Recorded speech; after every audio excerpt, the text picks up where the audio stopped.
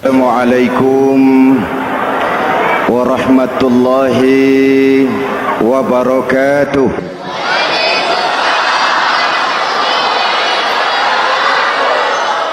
Alhamdulillahi wahdah, sadaqa wa'dah wa nasara 'abdah, wassalatu wassalamu ala man la nabiyya ba'dah, Sayyidina Muhammad ibn Abdullah wa ala alihi wa sahbihi wa mawalah, amma ba'du. Saudara-saudara kaum muslimin yang saya cintai, perjalanan waktu telah mengantarkan kita memasuki Ramadan. Kata orang, jauh berjalan banyak dilihat, dan pengalaman adalah guru yang paling bijaksana. Kalau ibadah Ramadan kita berhasil, maka kita yang malam ini pasti bukan kita sebulan yang lalu. Kita yang malam ini adalah kita yang telah ditempa, digojlok, digembleng oleh kawah candra di mukanya Ramadan. Dan setelah perjalanan panjang, perjuangan mengendalikan diri dan menahan nafsu, kita akan merayakan Idul Fitri. Apa yang harus kita laksanakan? Malam ini saya ingin sampaikan ayat 186 surah Al-Baqarah, di mana Allah menuntun kita. Pertama, walitukmilul iddata, hendaknya engkau sempurnakan jumlah bilangan hari puasamu. Puasa sebulan penuh, bisa 29, bisa 30 hari. Yang bisa ru'yat, punya persyaratan mampu ru'yat, silahkan ru'yat. Yang tidak mampu, ikut yang aman saja, dengerin pengumuman pemerintah, cari amannya saja. Sempurnakan jumlah bilangan hari puasamu. Sebab apa? Puasa itu macam-macam. Ada yang puasa model beduk,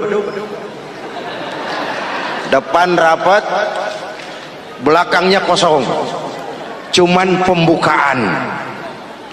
Ada juga yang pembukaan, pertengahan, dan penutupan.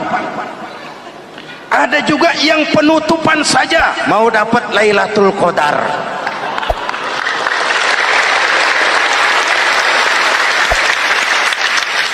Allah berpesan, walitukmilul iddata, sempurnakan jumlah bilangan hari puasamu. Puasa itu sebulan penuh. Setelah selesai itu, walitukabbirullaha ala ma hadakum, hendaknya engkau agungkan, engkau bertakbir, mengagungkan Allah yang telah memberikan hidayah kepadamu. Tidak ada takbiran sebelum selesai Ramadan. Walitukmilul iddata, itu dulu, sempurnakan jumlah bilangan hari puasamu. Selesai baru walitukabbirullah. Jangan lebaran masih seminggu sudah Allahu Akbar, Allah ngigo. Walitukmilul iddata, sempurnakan dulu jumlah bilangan hari puasamu. Ini adab. Selesai, walitukabbirullah, baru engkau bertakbir, agungkan nama Tuhanmu. Kenapa? Ala ma hadakum, yang telah memberikan petunjuk dan hidayah kepada kita semua. Saudara, kalau bukan lantaran hidayah Allah, berat sebulan penuh enggak makan, lapar melilit perut, haus mencekik tenggorokan. Kalau bukan hidayah, berat melawan nafsu. Kalau bukan hidayah, berat melawan setan. Bagaimana enggak berat? Dia lihat kita, kita enggak lihat dia. Ini kan curang musuh begini. Semata-mata karena hidayah dari Allah. Intan paling mahal, mutiara paling berharga, tidak lain adalah hidayah. Saudara lihat dalam sejarah, kadang-kadang anak Nabi tidak dapat hidayah. tidak terpanggil mengikuti kebenaran. Kan'an anak Nabi Nuh, betul? Kadang-kadang bapak Nabi tidak dapat hidayah. Azar bapaknya Nabi Ibrahim. Ibrahim penegak tauhid, bapaknya produsen berhala. Kadang-kadang istri Nabi tidak mendapat hidayah, kafir, istrinya Nabi Lut. Kadang-kadang paman Nabi tidak dapat hidayah, ingkar, Abu Jahal, Abu Lahab, paman Nabi kita. Anak Nabi, bapak Nabi, istri Nabi, paman Nabi, hidayah tidak datang, mereka tidak terpanggil mengikuti kebenaran. Alhamdulillah, kita yang ponakan Nabi aja bukan,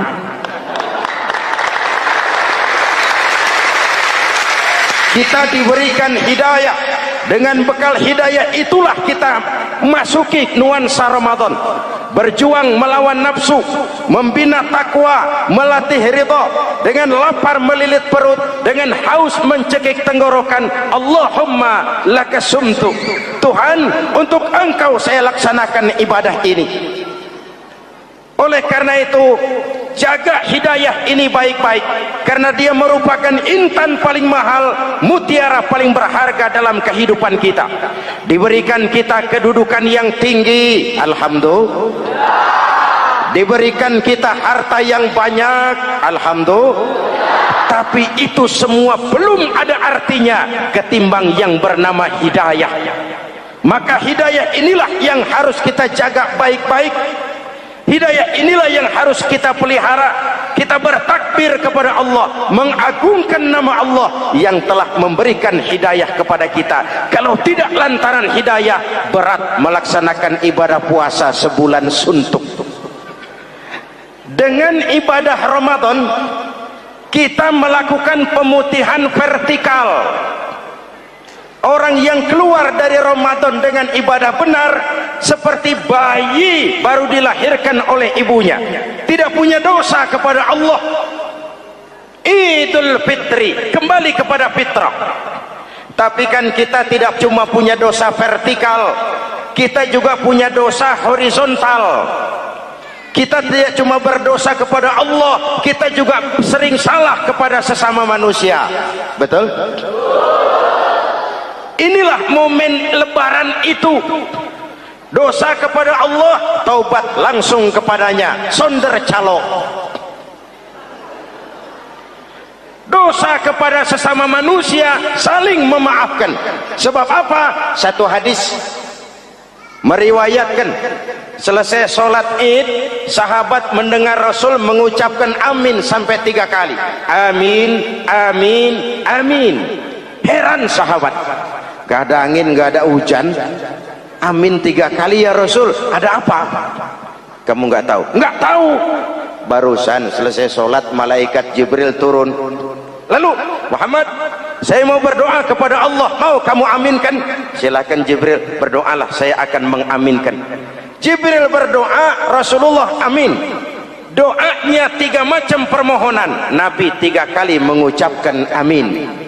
Kalau malaikat Jibril yang doa, Nabi yang mengaminkan. Kalau bahasa Inggris, ilokan. Ilokan nih doa meleset. Apa iya? Maknya apa doanya? Pertama, ya Allah, hari ini 1 Syawal, doa malaikat Jibril, saya mohon kepadamu, jangan engkau terima puasa dan ibadahnya anak yang durhaka kepada ibu bapaknya. Rasulullah mengucapkan amin. Jelas? Belum tentu memang setiap kita orang tua, tapi pasti setiap kita anak. Jikalau anak punya ibu dan bapak, seorang anak yang puasa Ramadan, tarawih malam hari, bayar zakat, tadarus Al-Quran, jikalau sudah durhaka kepada kedua orang tuanya, didoakan oleh malaikat Jibril, diaminkan oleh Nabi supaya puasa dan ibadahnya tidak diterima. Na'udzu. Maka selesai sholat Idul Fitri, tugas yang paling utama minta ridho ibu dan bapak. Satu. Yang kedua, ya Allah,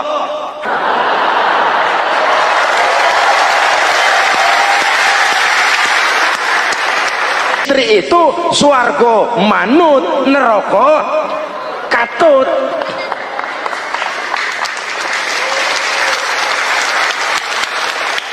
Yang ketiga, ya Allah, hari ini 1 Syawal, saya mohon kepadamu, jangan engkau terima puasa dan ibadahnya muslim yang tidak mau memaafkan sesama saudaranya muslim.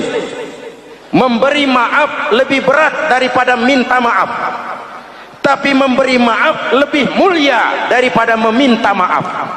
Kalau kita sudah minta maaf, orang tidak mau memaafkan, itu tanggung jawab dia kepada Allah. Orang macam itu yang tidak mau memaafkan sesama saudaranya, didoakan agar puasa dan ibadahnya tidak diterima oleh Allah Subhanahu.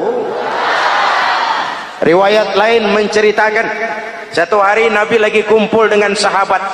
Nabi tanya, saudara-saudara, atadruna manil muflis? Tahu nggak kamu siapa orang yang bangkrut, orang yang sial, orang yang celaka? Siapa? Macam-macam jawaban sahabat. Ada yang bilang, al-muflisu fina man la dirham lahu wala mata'. Menurut pendapat kami, orang yang sial, yang bangkrut, yang kagak punya duit. Apalagi mau lebaran kayak begini. Bangkrut bener, Bang. Kadang-kadang yang habis belanja pulang bukan langsung ke rumahnya, ngeneng-ngeneng di depan tetangganya, manas-manasin orang. Hadirin yang saya hormati, semua diukur dengan kacamata materi. Apa jawab Nabi? Bukan. Orang bangkrut bukan yang nggak punya duit. Orang bangkrut itu orang yang nanti di hari kiamat datang menghadap Allah dengan membawa pahala sholat, pahala zakat, pahala puasa, karena di dunia rajin ibadah. Cuman sayang, di sisi lain dia datang bawa dosa karena pernah nyaci maki orang, pernah fitnah orang, pernah makan harta orang dengan cara yang zalim, pernah mengalirkan darah orang dengan cara yang tidak benar. Enak dia setor, Tuhan lapor, ini pahala sholat saya, ini pahala puasa saya, ini pahala zakat saya mau ke surga. Datang orang, ntar dulu Tuhan, sabar. Ini orang memang di dunia rajin puasa, tapi saya pernah dicaci maki, lidahnya kotor, omongannya tajam, hancur hati saya oleh ucapannya. Panggil sini, Mas. Benar ini orang pernah kamu caci maki, kamu lontarkan kata-kata pedih dan kotor, kasar? Iya. Siniin pahala sholatmu, kasihin orang yang kau caci maki. Kasihin. Selesai. Berangkat lagi, datang lagi orang. Sebentar Tuhan. Dia memang di dunia bayar zakat, tapi dia pernah makan harta orang dengan cara yang zalim, makan harta yatim. Jadi pengurus yatimnya lapar, pengurusnya yang pada kenyang.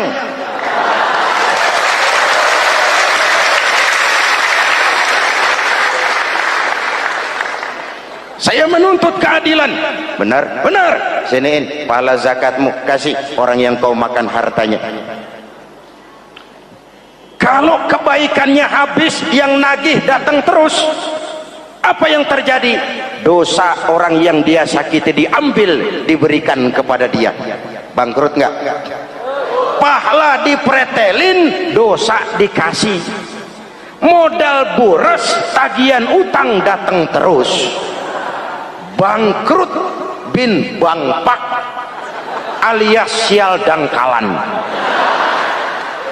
Tahu sial dangkalan? Itu namanya udah jatuh ketiban ember. Jatuhnya sakit, ketiban embernya bonyok.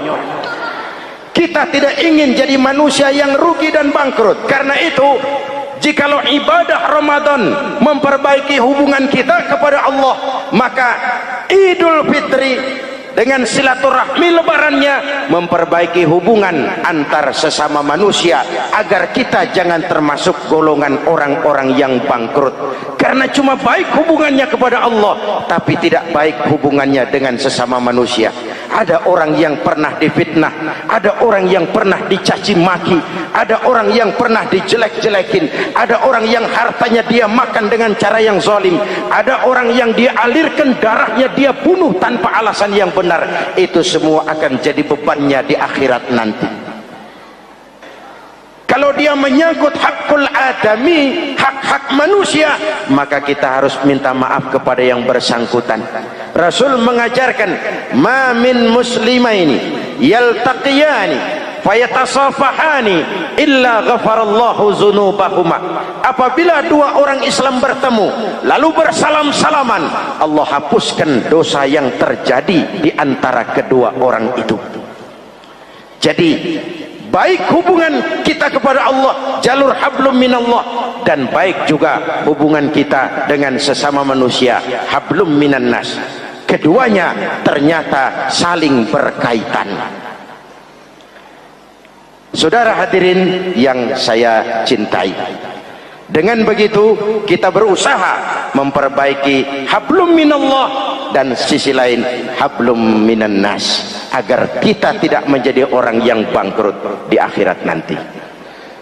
Bapak Ibu, saudara-saudara kaum muslimin yang berbahagia, memanfaatkan momentum Idul Fitri dalam kondisi negara kita sekarang ini. Indonesia kita ini kan masih sakit, betul? Multi krisis. Mula-mula kita ini kena krisis moneter, rupiah anjlok, dolar naik ke langit, sampai pernah April 97 dolar mencapai 17 ribuan dari 2.500. Apa enggak kolab? Itu pasti bukan mainan rakyat kecil. Mereka yang dapat kredit BLBI rame-rame borong dolar.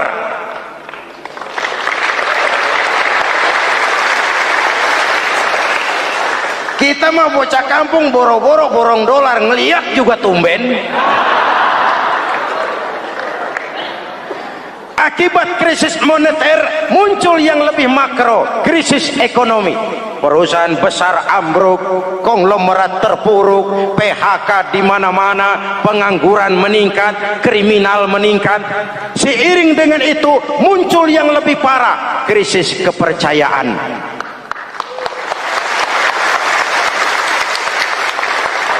Benih-benih perpecahan bertebaran di mana-mana. Dampaknya masih sangat terasa sampai sekarang ini. Kita lihat sekarang ini, Aceh belum selesai, Papua minta merdeka, Timur Timur cerai. Dalam kondisi seperti inilah momentum Idul Fitri harus jadi lem perekat yang menjaga keutuhan kita.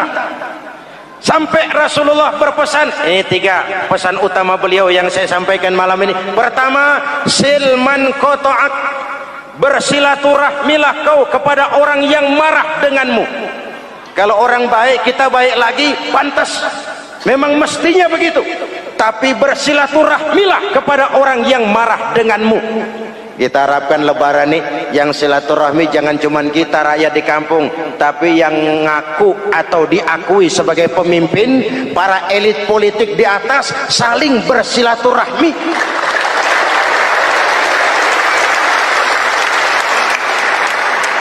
Kalau mereka rukun di atas, kita di bawah ngelihatnya enak, betul?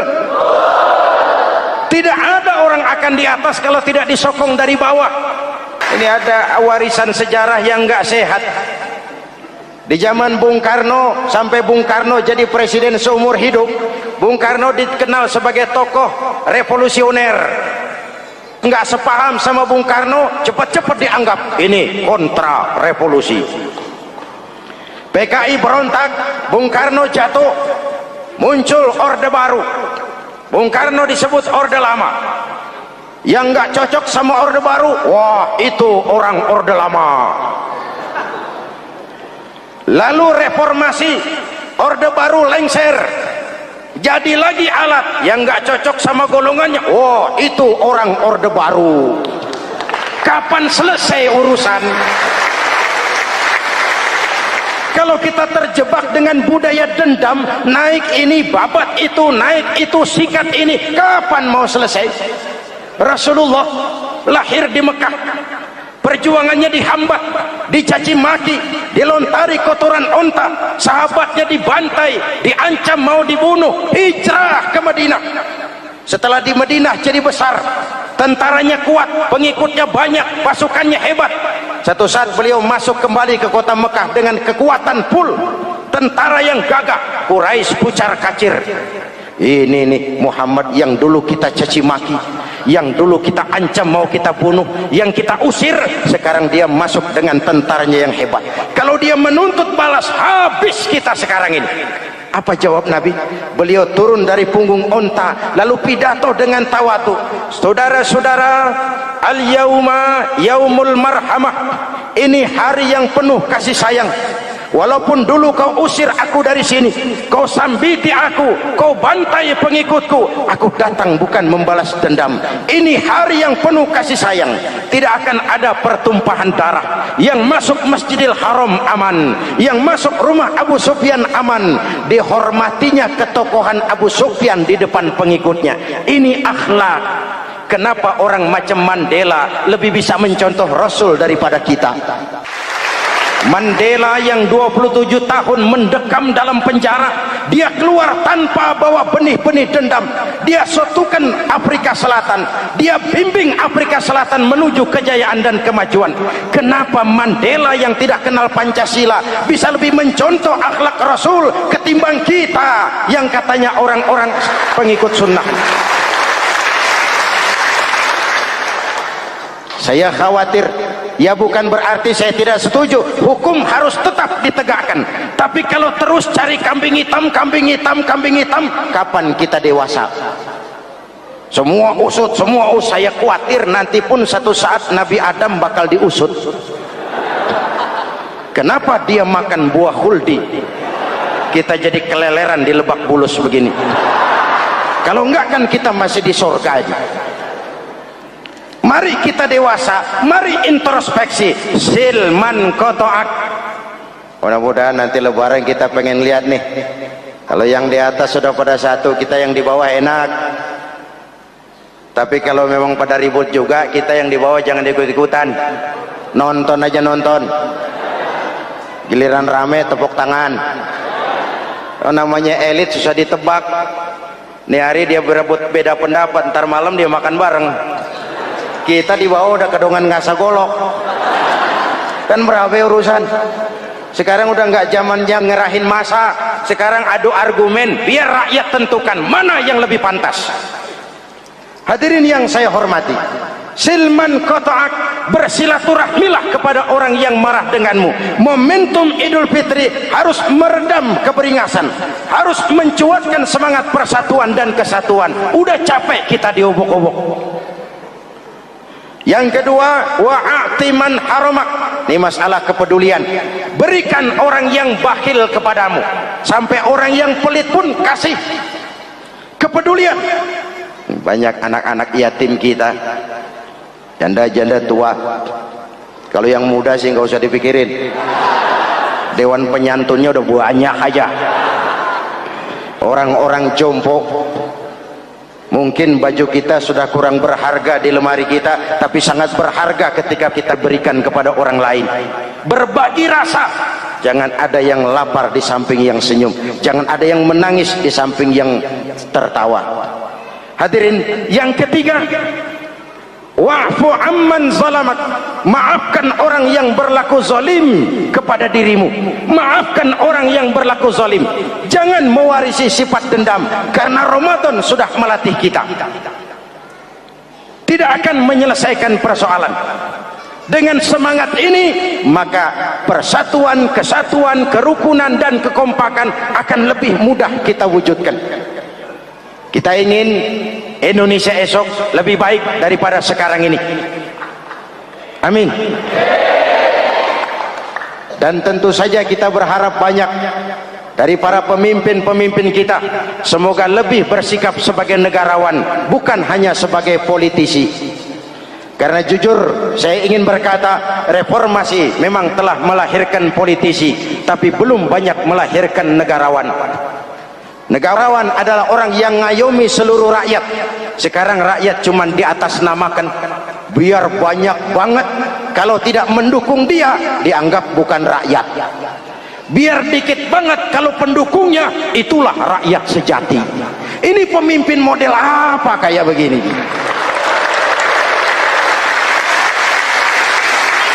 Ini kan mengkamuflase rakyat namanya. Oleh karena itu, mari sama-sama kita baca Fatihah.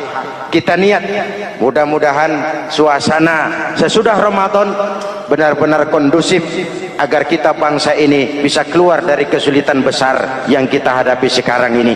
Para pemimpin kita semakin kompak dan bersatu, rakyat juga semakin terayomi. Ala hadhihi niyyah wa ila hadratin nabi. Al-Fatihah. Bismillahirrahmanirrahim. Alhamdulillahi rabbil alamin, arrahmanir rahim, maliki yaumiddin. Iyyaka na'budu wa iyyaka nasta'in. Ihdinas siratal mustaqim, siratal ladzina an'amta 'alaihim ghairil maghdubi 'alaihim waladdallin. Amin. Bismillahirrahmanirrahim. Amin. Alhamdulillahi rabbil alamin. Allahumma salli ala sayyidina Muhammadin wa ala alihi wa sahbihi ajma'in. Rabbana taqabbal minna salatana wa siyamana wa qiyamana wa takhassu'ana wa ta'abbudana wa tammim taksirana ya arhamar rahimin. Allahumma ja'alna minas su'ada'il maqbulin wa la taj'alna minal ashqiya'il mardudin. Allahumma a'izzal islam wal muslimin wansur man nasaraddin wakhzul man khazalal muslimin. Allahumma afdalu ma qultuhu ana wan nabiyyuna min qabli, la ilaha illallah.